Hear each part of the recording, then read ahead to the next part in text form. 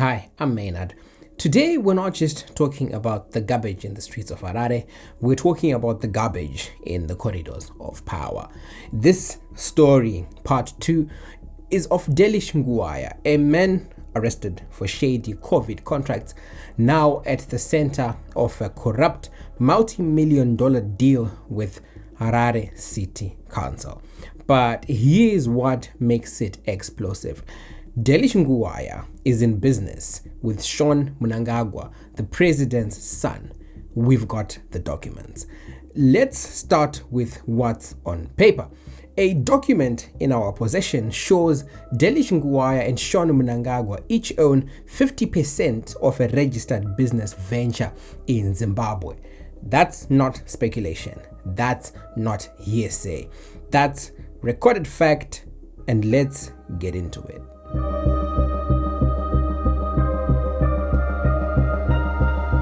So yes, there is more. Nguwaya and Sean are co-directors in at least 5 other companies. This partnership is not new either. 5 years ago, former Norton MP Themba Mliswa exposed the relationship between the Mnangagwa twins and Nguwaya, claiming then that Sean and his brother Collins were using their influence to shield Delish Nguwaya from arrest. Why? According to Mliswa, it was because they were and still are business partners. Business partners 5 years ago, business partners today. And this isn't just any business. It's a $1 billion public loot operation with your tax money and the money that the city council makes you pay for right at the center of it.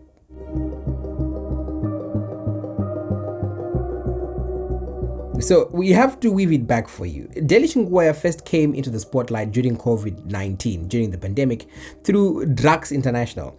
He landed contracts worth over $60 million without tender.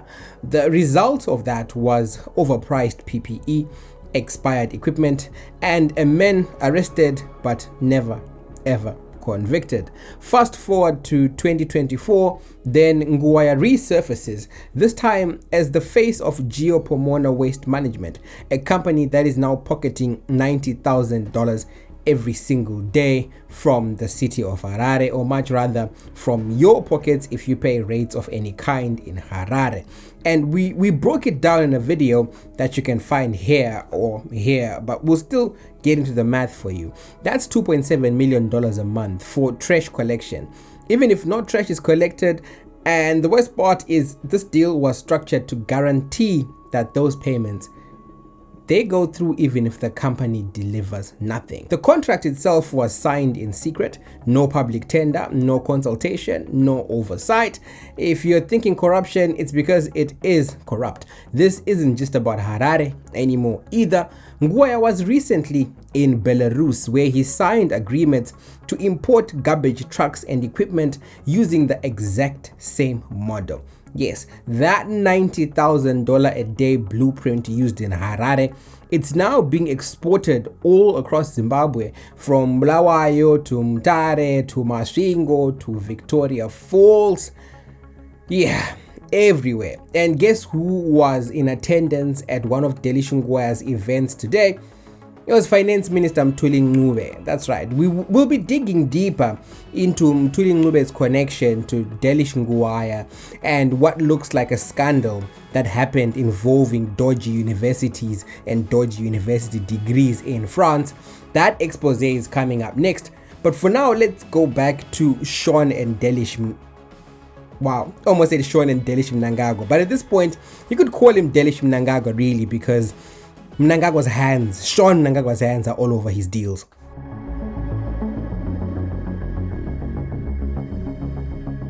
So let's connect the dots. Delish Nguwaya is business partners with Sean Mnangagwa. He fronted drugs and he now fronts Pomona. He benefits from deals worth millions backed by the state, and he signs international contracts on Zimbabwe's behalf. And his business partner, Sean Mnangagwa, was reportedly at Harare Townhouse the very day that the Pomona deal was passed. I mean, so was Delish, but maybe perhaps they were looking at town planning, title deeds, who knows. But they were there when that corrupt deal was signed. President Mnangagwa himself, along with Harare Mayor Jacob Mafume, toured the Pomona site in a staged PR stunt. They even hugged. Anyway, let's be honest, they know this deal is corrupt, but they don't care because they are the beneficiaries. Mafume, he's spending a lot of time with the Mnangagwas. We see it in the picture, and we have another investigation about him dishing out land to a lot of ZANU-PF people, but again, that's an investigation for another day. I really have to rein it in and bring it back to this one. So apologies for getting excited, but let's get into the numbers. Initially, the city of Harare was paying $22,000 a day. After the 2023 elections, the deal was secretly revised. Now it's $90,000 per day. That's over $32 million a year. All of it is going to one politically connected company. You don't have to believe it. Look at the pictures, they're there. And again, we've got the documents. You can see them. Hopewell Chingono, the investigative journalist that led with the story today, he put it quite aptly.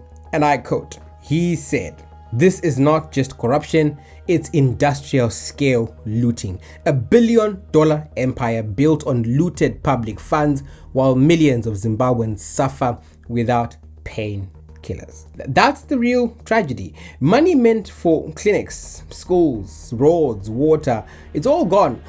All of it redirected to Pomona, a front company used to drain Devolution funds. Funds meant to empower local councils are now paying for Sean and Delish's lavish projects. That is the big tragedy.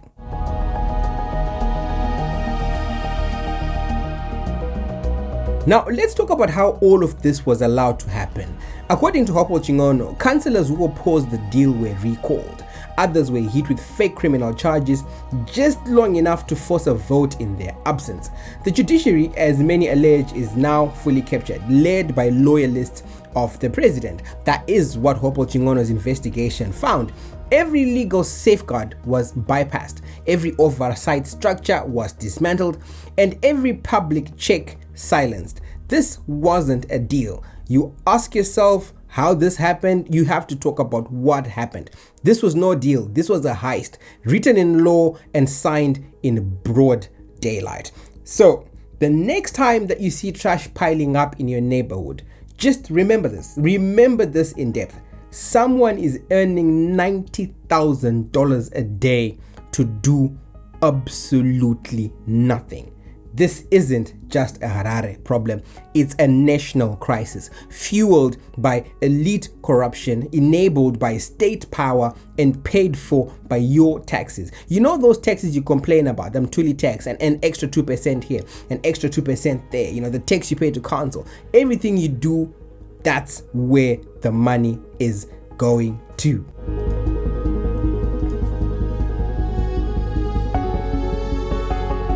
And we are not done yet.